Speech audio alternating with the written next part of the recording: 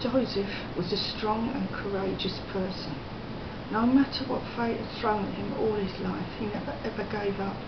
Even when he reached what may well have been his end at Liverpool Street, he had the forethought to hang on somehow to Treves' card, and that saved him. Most importantly, Joseph was a very religious, pious man. I would also like to add that Joseph was a selfless person. It was his own idea to enter the Leicester workhouse because he didn't want to be a burden on his Uncle Charles and his family, with whom he stayed after he ran away from his father and stepmother. I would rather believe that his death was a tragic accident. My personal opinion is that something happened that afternoon.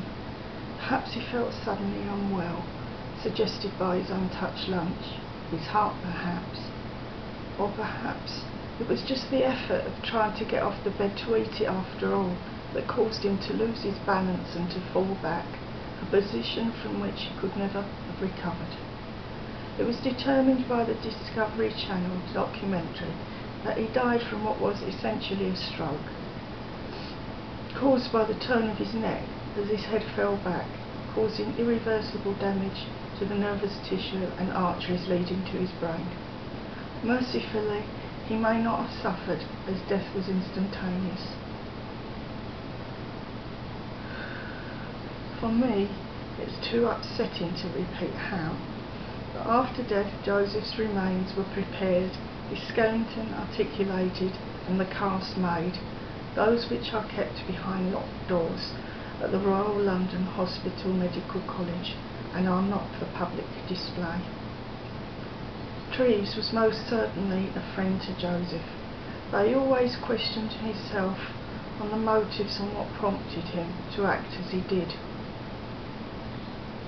In the end, he oversaw that this was done, perhaps in the hope that future generations could solve the mystery of Joseph's condition. There is no documented evidence that Joseph ever officially donated his remains to the hospital. Maybe it was a gentleman's agreement between Joseph and Treves. However it was, Joseph always knew what would happen to him after he died. He assumed that he would be preserved in a huge glass jar.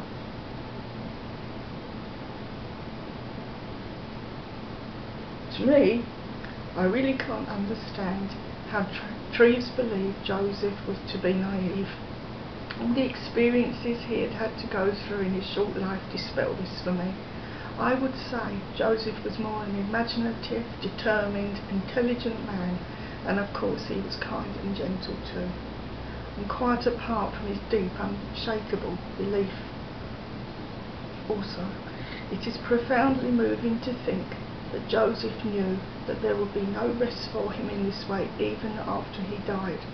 It seems to me that that must have been another terrible burden he had to bear, and for something which was not his fault and which he did not deserve. There was a memorial service held at the hospital for Joseph, and it is also said that some remains were interred, but it is not known where.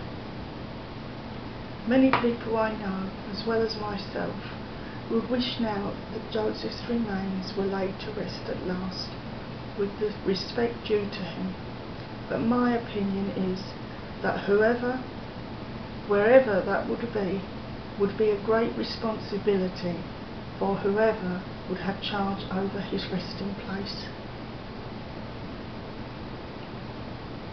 An idea may be to have him rest at last beside his dear mother, who cared and loved him so very much. I wish that one day this will be possible. Thank you.